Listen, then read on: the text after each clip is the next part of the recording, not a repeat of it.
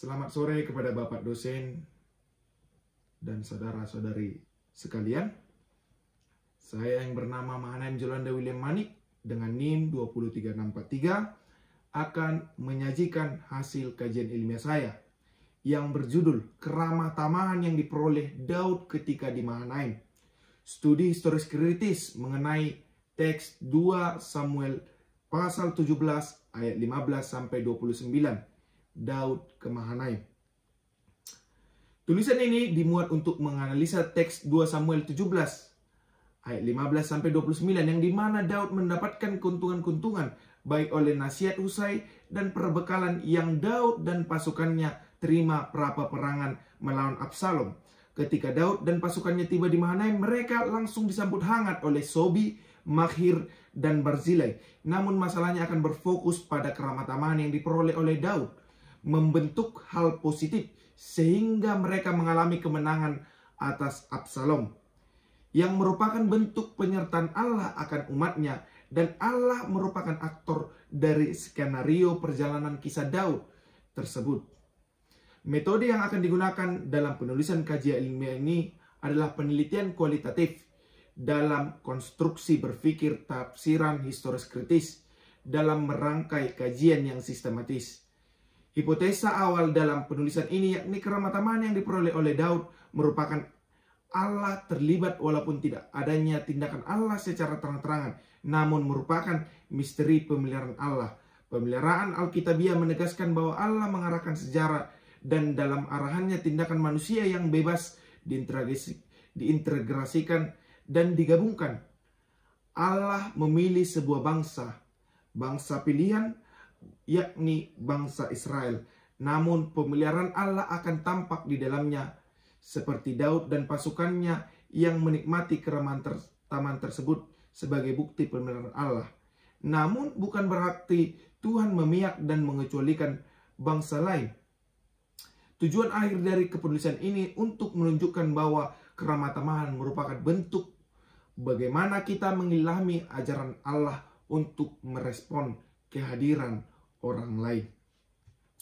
Untuk memasuki penafsiran, tentu terlebih dahulu kita akan mendengar atau menyimak bagaimana etimologi terminologi.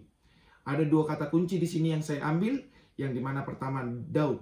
Nama Daud atau David dikatakan sebanyak 790 kali dalam perjanjian lama, yakni sama seperti para leluhur.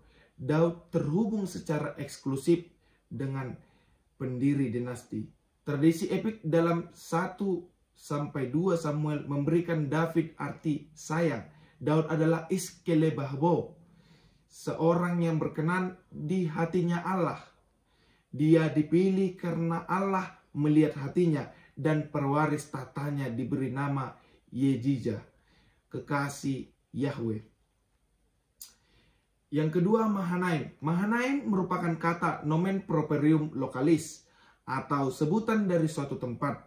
Secara terminologi Yakub melihat suatu kelompok atau kelompok malaikat. Dalam Septuaginta hanya menyebut dewa atau makhluk ilahi. Salah satu kemungkinan penafsiran etiologi Israel. Namun nama situsnya menggunakan 2 huruf, Mahanaim atau 2 kubu. Mengingat konteksnya, kita mungkin bermaksud memahami duplikasi tersebut sebagai pertentangan antara kubu malaikat dan kubu Yakub. Kemudian kita memasuki kritik struktur. Yang pertama, struktur luar. Di bagian pertama kita akan melihat bagaimana kesuksesan Daud yang luar biasa sebagai raja. Dapat kita lihat dalam 2 Samuel 1 ayat 1 sampai 10. Di bagian yang pertama, keberhasilan politik Daud berduka atas kematian Saul dan Yonatan dalam 2 Samuel 1 ayat 1 sampai 27. Tahun-tahun ketika Daud menjadi raja atas Yehuda, 2 Samuel 2 ayat 1 sampai 4. Kemudian Daud dinobatkan sebagai raja seluruh Israel, 2 Samuel 5 ayat 1 sampai 5. Kemudian Daud menaklukkan Yerusalem dan menjadikan pusat pemerintahan dalam 2 Samuel 5 ayat 6 sampai 10. Yang kelima, Daud memperluas kerajaan, yakni di dalam 2 Samuel 5 ayat 11 sampai 25. Bagian B, suksesnya kerohanian Daud dapat kita lihat dalam 2 Samuel 6 ayat 1 sampai 7. Kemudian di bagian yang pertamanya, Daud menetapkan Yerusalem sebagai pusat keagamaan, yakni dalam 2 Samuel 6 ayat 1 sampai 23. Daud ingin membangunkan bait suci bagi Tuhan, yakni di dalam 2 Samuel 7 ayat 1 sampai 3. Ketiga, perjanjian Allah dengan Daud, 2 Samuel 7 ayat 4 sampai 17. Yang keempat, tanggapan Daud, 2 Samuel 7 ayat 18 sampai 29. Bagian C, suksesnya agresi militer Daud, yakni 2 Samuel 8 ayat 1 sampai 10. Banyaknya kemenangan Daud atas bangsa Filistin, Moab, Joba, Syria, dan Edom dapat kita lihat dalam 2 Samuel 8 ayat 1 sampai 12. Pemerintahan Daud yang benar di Yerusalem dapat kita lihat dalam 2 Samuel 8 ayat 13. Kemudian yang ketiga, kemenangan Daud atas Bani Amon, yakni dalam 2 Samuel 10 ayat 1 sampai 9. Yang bagian kedua, perbuatan tercela Daud sebagai raja, yakni dalam 2 Samuel pasal yang ke-11 ayat 1 sampai 12. Di bagian A-nya, Daud berzinah dengan Batseba, yakni boleh kita lihat dalam 2 Samuel 11 ayat 1 sampai 5. David membunuh Uria dan berusaha menyembunyikan tindakannya dalam 2 Samuel 11 ayat 6 sampai 27. Nabi Nathan mengungkapkan kesalahan dan hukuman Daud dalam 2 Samuel 12 ayat 1 sampai 14. Bagian yang ketiga, tahun-tahun ketika Daud menderita akibat dosanya dalam 2 Samuel pasal yang ke-12 ayat 15 sampai 26. Yang bagian pertamanya, hukuman terhadap rumah tangga Daud, kejatuhan dan kematian. Yang pertama, anak yang meninggal karena zina dalam 2 Samuel 12 ayat 15 sampai 25. Kesetiaan Yoab dapat kita lihat dalam 2 Samuel 12 ayat 26 sampai 31. Amnon memperkosa saudara tirinya, yakni Tamar, dalam 2 Samuel 13 ayat 1 sampai 20. Absalom membunuh Amnon sebagai balas dendam, 2 Samuel 13 ayat 21 sampai 36. Pelarian, kepulangan dan penipuan Absalom dalam 2 Samuel 13 ayat 37. Hukuman di kerajaan Daud, pemberontakan dan pembunuhan dapat kita lihat dalam 2 Samuel 15 ayat 7 sampai 20. Yang pertama, pemberontakan Absalom dalam 2 Samuel 15 ayat 7 sampai 12. Daud meninggalkan Yerusalem karena malu dalam 2 Samuel pasal 15 ayat 13 sampai 16. Absalom memerintah di Yerusalem. Absalom dikalahkan dan dibunuh. Ratapan Daud dan teguran Yoab. Daud dipulihkan sebagai raja. Pemberontakan dan pembunuhan di Seba. Bagian keempat, tahun terakhir pemerintahan Daud dapat kita lihat dalam 2 Samuel 21 ayat 1 sampai 25. Yang pertama, 3 tahun kelaparan, perang dengan orang Filistin, Mazmur Daud, kata-kata terakhir Daud, prajurit Daud, sensus Daud dan tulah Tuhan terhadap mereka. Syafaat Daud dan rahmat Tuhan dalam 2 Samuel 24 ayat 18 sampai 25. Struktur dalam, ketika Daud tiba di Mahanaim, tempat Yakub bertemu dengan para malaikat setelah ia dan Laban membuat Mispa dan tempat Yakub bergumul dengan malaikat Tuhan dan berganti nama menjadi Israel. Ia disambut dengan sambutan yang hangat. Dia bertemu dengan putra mantan pusunya, pria yang menampung Mefisboset sebelum Daud menjemputnya dan membawanya ke istana, dan seorang lelaki tua yang berasal dari desa dekat Gilead. Mereka datang dengan membawa perlengkapan tidur dan perbekalan untuk Daud dan rakyatnya. Apa yang mereka bawa sangatlah penting. Ingat, mereka telah menyeberangi Yordan dan tidak berada di sisi Kanaan, melainkan di tempat yang dipilih oleh 2,5 suku untuk tinggal. Ketika sahabat ini membawakan mereka makanan dan peralatan seperti rasa kampung halaman, negeri susu dan madu, yakni dalam Yesaya 7 ayat 16. Sementara itu, di Transjordania, Daud mencari perlindungan. Salah satu ciri lain dari kedudukannya sebagai raja atas seluruh Israel adalah bahwa ia mampu berteman dengan musuh-musuh sebelumnya. Absalom mengikuti Daud dengan pasukan yang telah dikumpulkannya. Pengawas pasukannya adalah Amasa, yang mempunyai hubungan dengan Panglima Daud, Yoab. Absalom memanipulasi orang dan kedudukannya seperti Absalom meniru Daud, bahwa ia terutama mementingkan penampilan kerajaan yang sah, dan karena itu ia mencoba menciptakan kembali rombongan yang mengelilingi Daud. Bangsa Israel berkemah dan bersiap untuk berperang, namun mereka juga lelah lapar dan haus. Bantuan sekali lagi datang dari tempat yang tidak terduga, dari Raja Amon, Sobi serta Mahir dan Barzilai. Daud yang sebelumnya berperang melawan bangsa Amon kini mendapat rezeki di tangan bangsa Amon.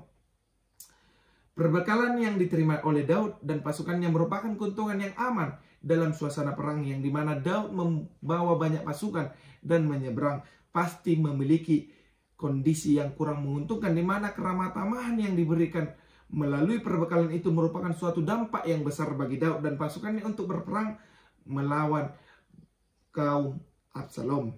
Keramah tamahan tersebut juga buah dari pemeliharaan Allah akan umatnya dan pemimpin umat yang dipilihnya, sehingga struktur kiastiknya 2 Samuel 17 ayat 15 sampai 29, yakni A.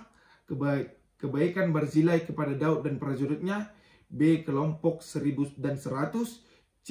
ayat 18 pasal 18 ayat 2a, Abisai, Yoab dan Itai, yakni berkorelasi dengan yang A 18 ayat 2b sampai 3, kebaikan prajurit untuk Daud, yang B ayat 18 pasal 18 ayat 4, kelompok 1000 dan 100, yang C 18 pasal 18 ayat 5, Abisai, Yoab dan Itai, yang dimana ada kemiripan antara strukturnya, yakni di pasal 17 ayat 27 sampai 29 hampir serupa dengan pasal 18 2b ayat 2b sampai ayat yang ketiga. Dalam kritik redaksi, penulis Deuteronomi dari Samuel dan Raja-Raja menggunakan teknik penyuntingan yang sangat berbeda ketika menggambarkan pembentukan dan konsolidasi monarki dibandingkan ketika menggambarkan pembagian bangsa Yehuda dan Israel. Menurut informasi umum dalam rekaman bingkai Deuteronomis, deskripsi periode kerajaan yang dimulai dengan Rehabeam dari Yehuda dan Nadab dari Israel didasarkan pada Tawarik dari Yehuda, Raja Israel. Pada kronik-kronik ini secara bertahap ditambahkan materi narasi lebih lanjut yang asal-usulnya berbeda dan kualitas historiografinya berbeda-beda. Karakteristik sastra tampaknya agak berbeda bagi para pionirnya, Saul, Isebal, Daud, Sulaiman, dan Yerobeam. Di sini komentar kerangka Deuteronomis dan bab Deuteronomi berikutnya dimasukkan ke dalam kompleks warisan yang ada. Mereka tidak menghapus Tawarik dari awal dan mereka tidak menulis ulang satupun dari kitab tersebut. Oleh karena itu, kekasan pemerintahan Saul, Daud dan Salomo tampaknya tidak diketahui. Namun para editor Deuteronomis juga mendasarkan catatan mereka tentang pembentukan dan konsolidasi monarki di Israel. Menurut banyak pakar, pada Yehuda dan di bawah Saul, Daud dan Sulaiman dalam banyak tradisi pra-Deuteronomi. Daud diterima dengan hangat di Mahanaim oleh delegasi lokal yang membawa perbekalan untuk pasukannya. Patut dicatat secara historis bahwa wilayah Transjordania ini yang merupakan pusat pemerintahan Isbal dalam perjuangan panjangnya melawan Daud adalah salah satunya tempat Daud untuk menemukan perlindungan dan dukungan untuk perjuangannya melawan Abisalom. Dalam kasus Sobi, kita mungkin berpikir tentang kebijakan bangsa Amon yang menetralisir pasukan Israel yang lebih besar yang kini dikuasai Absalom dengan mendukung Daud atau berspekulasi mengenai aliansi antara Daud dan Nahas ayah Sobi yang sudah ada sejak masa hubungan mereka. Namun yang mengejutkan adalah Makir yang pernah menjadi penjaga Meribaal dan Barzilai dari Gilead yang merupakan benteng lama simpati Saul mendukung Daud dengan begitu antusias. Namun kita harus mengingat sudut pandang narator kisah pemberontakan Abisalom. Jika dia bukan juga penulis kisah kenaikan kekuasaan Daud dalam 1 Samuel 16 ayat 14 dan 2 Samuel 5 ayat 10 dan kisah eksekusi kaum Saul dalam 2 Samuel 21 ayat 1 sampai 14 dan pasal 9 ayat 1 sampai 13, dia setidaknya bersimpati dengan sudut pandang yang diungkapkan dalam kedua komposisi tersebut yang dimaksudkan untuk menunjukkan bahwa Daud pantas mendapatkan simpati dan kesetiaan daripada pengikut keluarga Saul di masa lalu.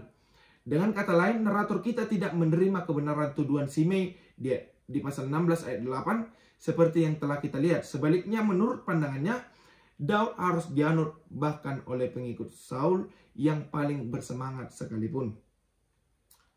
Ia akan berusaha menunjukkan keabsahan posisi ini melalui kisahnya mengenai perlakuan Daud terhadap Shimei dan Merib-Baal dalam pasal 19 ayat 17-31. Dan ini mungkin menjadi alasan perkenannya pada spontanitas Setia, Mahir, dan Barzilai. Sejarawan modern mungkin menduga bahwa dukungan Daud di Transyordania lahir dari rasa takut terhadap pasukan yang dibawanya, bukan kesetiaan kepada pribadinya. Namun penulis episode kali ini bermaksud agar kita berpikir sebaliknya. Namun berpendapat jika dilihat dari sudut pandang narator, penting untuk menunjukkan bahwa Daud mendapat dukungan dari keluarga Saul. Mereka memberikan bantuan praktis kepada Daud dan pasukannya dengan menyediakan kebutuhan yang mereka perlukan. Kefasihan dan penalaran Husai mengesankan Absalom dan para penasihatnya. Namun demikian, sebagaimana ditekankan dalam ayat 14, narator menganggap kehendak Yahweh sebagai faktor penentu. Husai telah meninggalkan dewan sebelum mengambil keputusan. Meskipun ia telah memberikan nasihatnya kepada Daud untuk segera menyeberangi sungai Yordan, memperhitungkan kemungkinan terjadinya serangan mendadak seperti direkomendasikan oleh Ahitofel. Pengaturan penyampaian informasi kepada Daud melalui putra-putra Abiatar dan Zadok serta seorang gadis informan terancam gagal ketika mereka ketahuan oleh para pelayan Absalom. Namun setelah pesan berhasil tersampaikan, Daud dan para pengikutnya dengan selamat menyeberangi sungai Yordan. Kemudian kritik sastra. Sekali lagi kita melihat dalam cerita ini bahwa peristiwa-peristiwa yang penting terungkap yang bergantung pada tindakan manusia yang berani dan cemerlang, namun pada saat yang sama merupakan pekerjaan Tuhan. Penolakan Husai terhadap nasihat bijak Ahitofel dapat dilihat sebagaimana akibat dari retorikanya yang cemerlang. Orang kepercayaan Daud membangkitkan harga diri Absalom, menunjukkan bahwa ia sendiri yang memimpin pasukannya dan menggunakan metafora besar yang bersifat retoris dan persuasif. Dia mengatakan bahwa ia mengumpulkan pasukan sebanyak-banyaknya seperti pasir di tepi pantai, lalu menjatuhkannya seperti embun yang turun ke tanah dalam ayat 11-12 untuk mempengaruhi Absalom dan istananya. Para komentator telah memperhatikan kecemerlangan pidatonya dan keefektifan yang jelas. Absalom dan seluruh orang Israel lebih menyukai nasihat dibandingkan pidato Ahitofel. Namun pada saat yang sama, alasannya sebenarnya mengapa Absalom dan istananya memiliki nasihat Husai dinyatakan dengan jelas oleh narator. Sebab Tuhan telah memutuskan untuk menggagalkan nasihat baik Ahitofel sehingga mendatangkan malapetaka atas Absalom. Husai juga menjaga integritasnya. Absalom telah dibutakan oleh egoismenya sendiri dan pembaca diizinkan untuk melihat satu contoh hasil pemeliharaan Tuhan. Meskipun retorika Husai yang cemerlang jelas-jelas meyakinkan, pada akhirnya Absalom dan istananya memilih untuk mengikuti nasihat Husai karena Allah telah memerintahkannya. Entah bagaimana Allah terlibat, meskipun tidak ada tindakan ilahi yang secara terang-terangan yang digambarkan sehingga mengarahkan kita untuk melihat sebab akibat yang saling melengkapi dalam kejadian ini. Dalam misteri pemeliharaan Allah, ahli retorika brilian yakni Husai dan Allah sama-sama terlibat. Pemain kunci dalam kejatuhan Absalom, kisah ini memberikan kita kesempatan bagus untuk merefleksikan pandangan Alkitabiah tentang pemeliharaan. Di sisi lain, pemeliharaan Allah mencakup tindakan bebas manusia, meskipun hal itu menempatkan dalam tujuan Allah yang lebih tinggi. Nasihat Ahitofel yang membuat frustasi Allah mencakup pidato retoris Husai yang brilian. Kisah ini juga menentang gagasan tentang kebetulan yang menguasai alam semesta.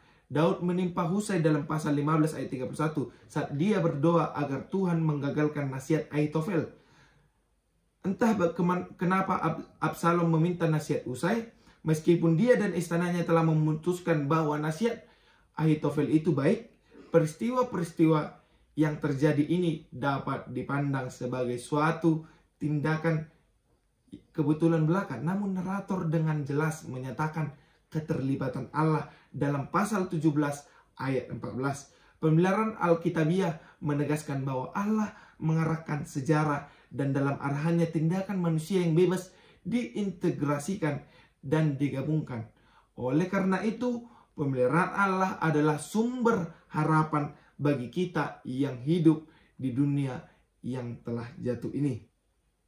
Dalam kritik bentuk, sekilas kitab Samuel mungkin memberikan kesan sebuah karya yang terorganisir dengan baik yang mencakup 3 tokoh utama, yakni Samuel, Saul, dan Daud.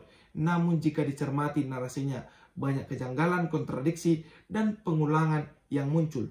Meskipun Samuel tampaknya menjadi tokoh utama dalam ayat pertama, ia diperkenalkan kembali dalam 1 Samuel 7. Salah satu pendekatan yang disukai oleh para ahli adalah mencari buktinya adanya lapisan materi yang berurutan dengan 1 Samuel 1 dan 2 Samuel 2. Pendekatan yang dikembangkan di bawah pengaruh kritik Pentateuk ini berhasil mengidentifikasi alur-nalur naratif utama yang membentuk Pentateuk. Contoh narasi duplikat dengan pengulangan dan penyimpangan tentu saja mengarah dan pencarian bentuk petunjuk atau sumber serupa dengan yang telah terbukti berhasil dalam kritik sumber Pentateuk. Sisi 11, Yonatan dan Ahimaas sedang berdiam diri di En-Rogel. Yonatan dan Ahimaas masing-masing diperkenalkan sebagai putra Imam Abiatar dan Zadok. Mereka memainkan peran strategis dalam pengumpulan informasi Daud. En-Rogel adalah mata air di luar tembok Yerusalem, di selatan mata air Gihon di lembah Kidron. Kota ini diidentifikasi dengan Bir Ayub atau sumur Ayub, karena mata air dan sumur ini dikunjungi berkali-kali dalam sehari dan orang-orang membawa air kembali ke kota. Maka sumur tersebut berfungsi sebagai tempat yang baik untuk mengumpulkan informasi tanpa menarik perhatian. Namun pada kesempatan ini, Yonatan dan Ahimaas diperhatikan sehingga mereka harus melarikan diri ke Bahurim, 2 mil sebelah timur laut, di mana mereka bersembunyi dalam sumur sampai bahaya berlalu. Kemudian mereka pergi ke semua rumah seorang laki-laki di Bahurim. Bahurim adalah tempat kutukan Simei, bahwa Yonatan dan Ahimaas dapat menemukan sekutu di sana, menunjukkan bahwa Daud bukannya tanpa pendukung bahkan di desa Saulit ini. Mengambil penutup dan membentangkannya di atas lubang sumur di pasal 17 ayat 19. Karena iklim semi kering di tanah Palestina, sumur menjadi banyak kering dan penting. King dan Steger melaporkan bahwa kota Askelon di Filistin memiliki lebih dari 100 sumur yang berasal dari zaman Filistin hingga saat ini. Sumur dibangun dengan menggali lubang vertikal hingga permukaan air. Bukan atas sumur biasanya berdiameter 5 hingga 6,5 kaki dan kedalamannya bervariasi tergantung pada permukaan air. Di timur kuno, masyarakat menganggap pengambil alihan selir raja di depan umum sebagai tindakan yang menandakan peralihan kekuasaan kepada penggantinya. Di sini Absalom melanggar hukum Musa untuk mendapatkan kekuasaan dan karenanya dapat dikenakan hukuman mati. Dengan mengikuti nasihat Ahitofel, Absalom mewujudkan salah satu penghakiman yang telah diramalkan Allah akan menimpa Daud karena dosanya. Tindakan ini juga merupakan penghinaan besar terhadap Daud dan membahayakan hak waris Absalom. Raja menuai apa yang ditaburnya. Perbuatan amoral yang dilakukan Absalom mungkin terjadi tepat di tempat yang melakukan perzinahan. Meskipun hal itu tidak pasti, dengan mengambil seril Daud, Absalom menunjukkan kepada para pendukungnya bahwa ia tidak pernah berdamai dengan Daud dan dengan demikian memperkuat komitmen mereka terhadapnya. Ahitofel membereskan rumahnya dan kemudian bergantung diri dalam pasal 17 ayat 23. Cukup bijaksana untuk menyadari bahwa kegagalan Absalom mengikuti nasihatnya akan membawa kemenangan dan kembalinya kekuasaan bagi Daud. Ahitofel memahami bahwa dirinya akan berakhir karena pengkhianatannya. Saat bunuh diri, dia mungkin merasa bahwa dia hanya mempercepat hal yang tidak bisa dihindari. Dalam Alkitab Ibrani tidak memuat secara eksplisit apapun tentang bunuh diri. Namun dari 6 insiden yang dilaporkan, Abimelek dan Saul hampir tidak bisa dianggap heroik dalam tindakan mereka.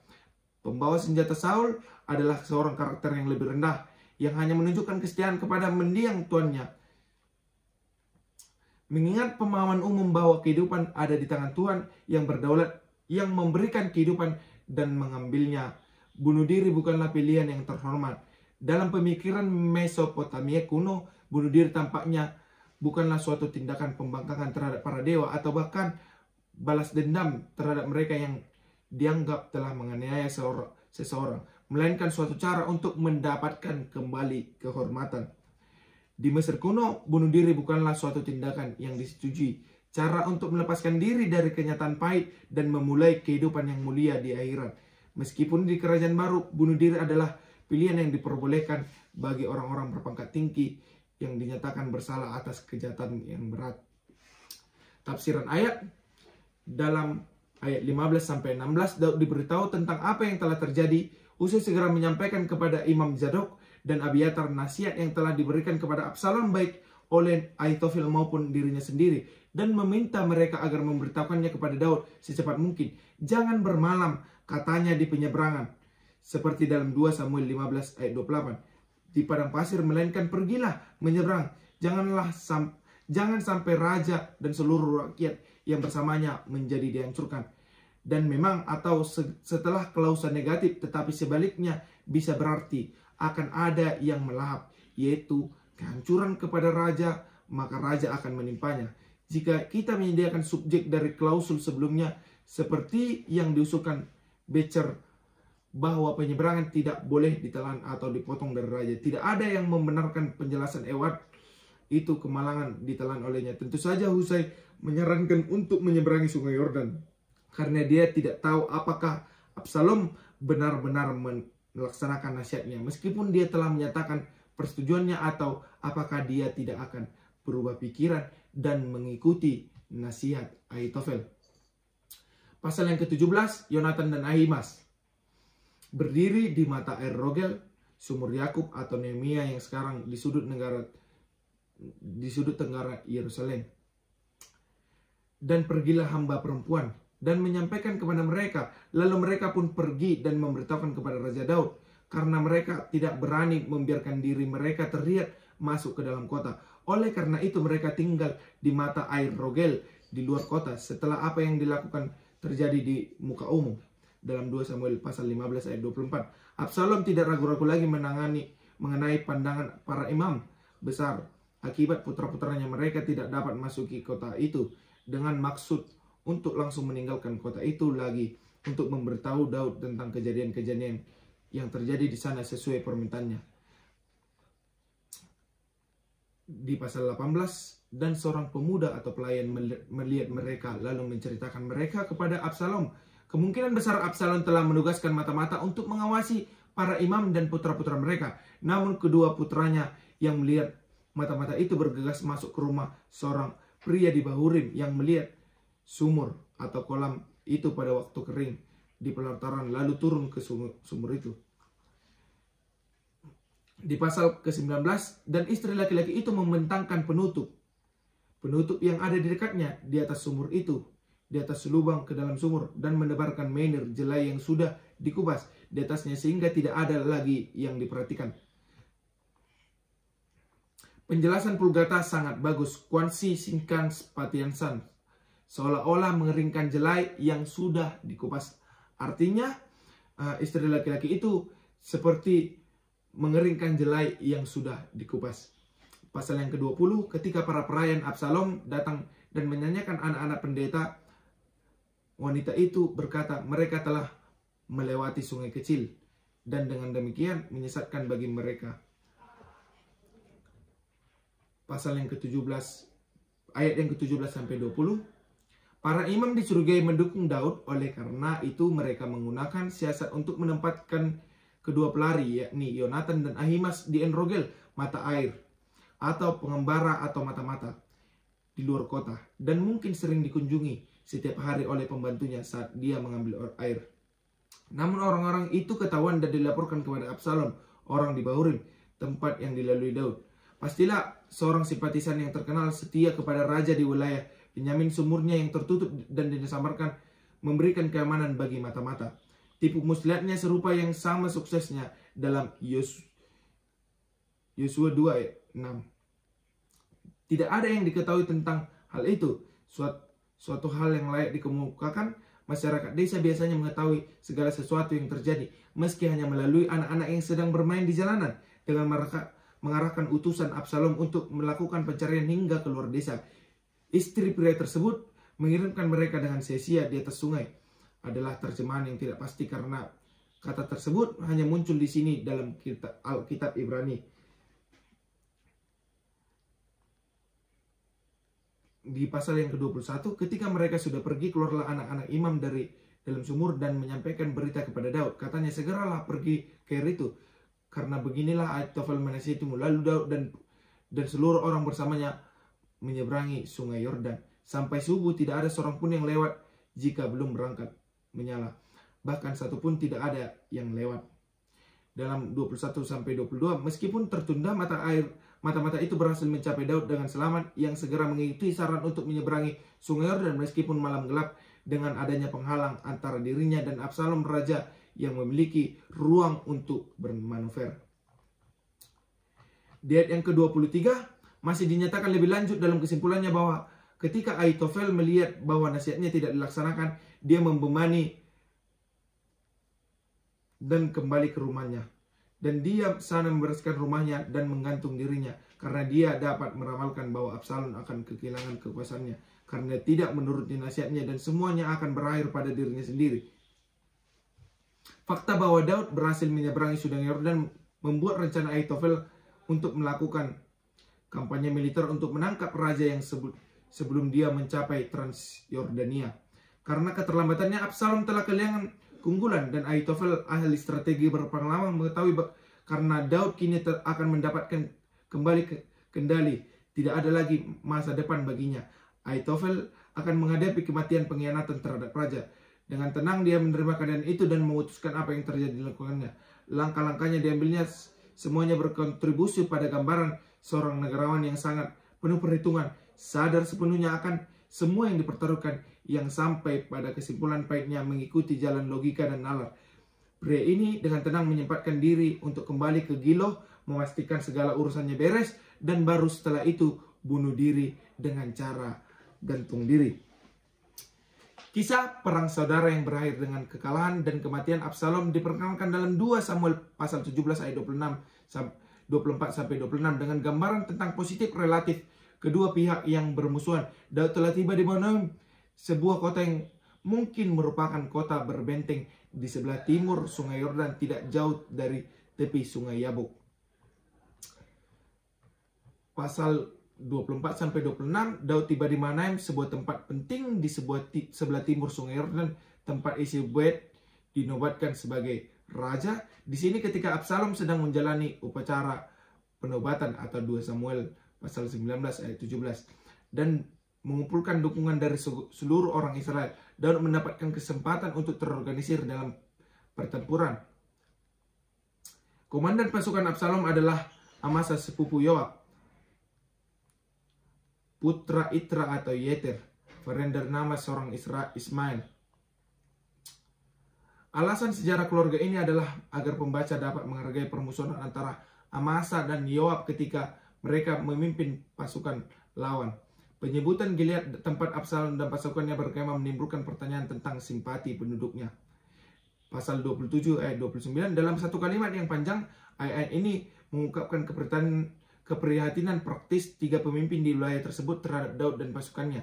Sobi, anak Nahas dari Raba, Bani Amon, pastilah lebih menyerupai ayahnya yang setia dibandingkan dengan Hanun yang kejam yang menggantikan tahta Bani Amon. Mahir disebutkan sebagai tuan rumah Mephiboset sebelum Daud mengundangnya ke Yerusalem, dan Barzilai adalah seorang laki-laki tua, kepala keluarga penting di Gilead yang setia kepada Daud.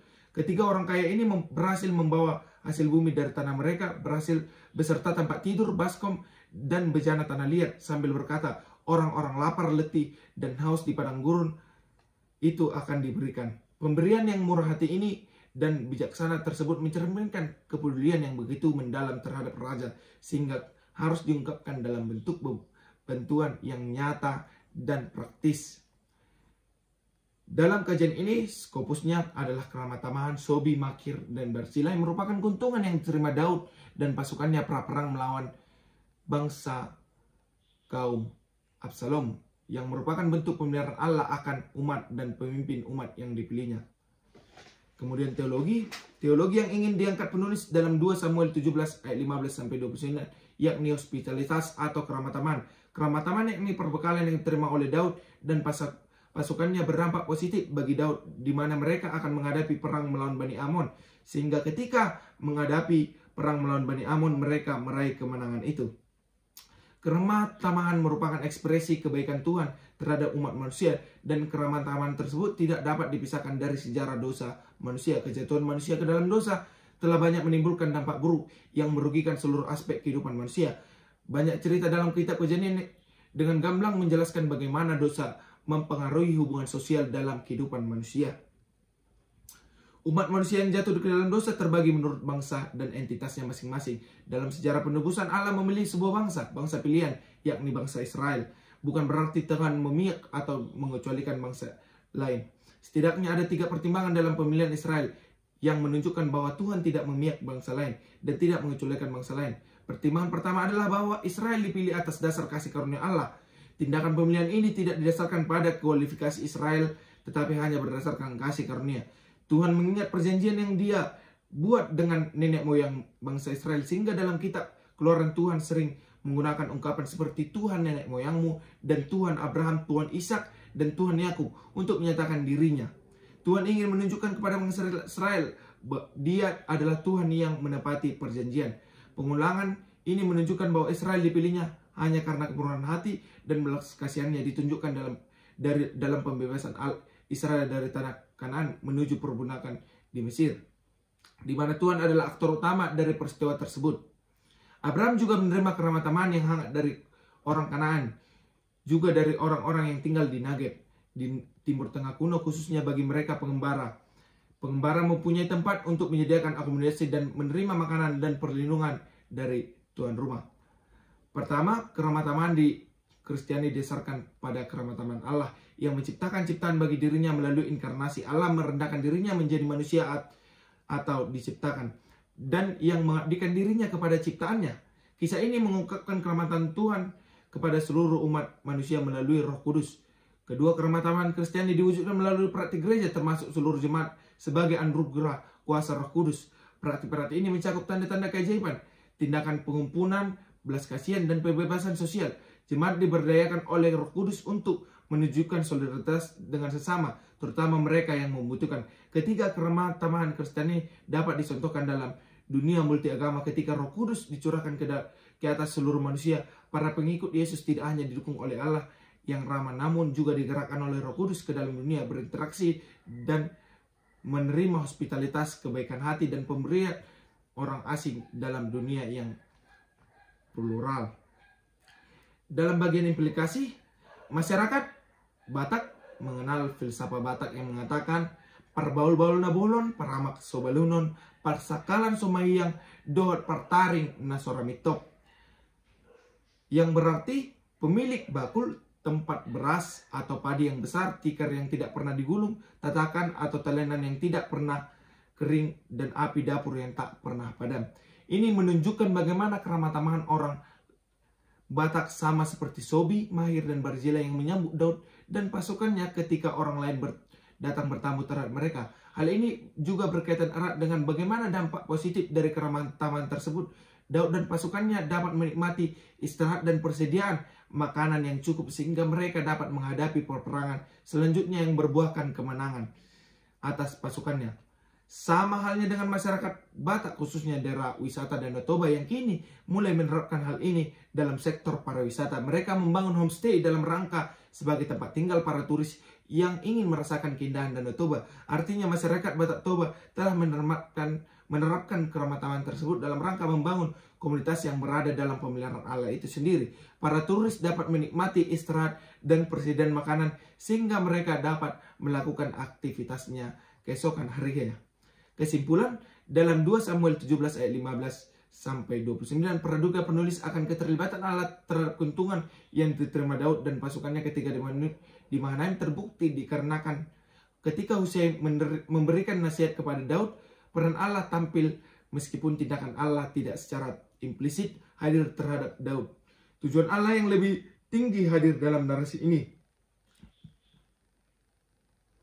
Daud menimpa Husai saat dia berdoa agar Tuhan menggagalkan nasihat Ahitofel. Entah kenapa Absalom meminta nasihat Husai meskipun dia dan istananya telah memutuskan bahwa nasihat Ahitofel itu baik.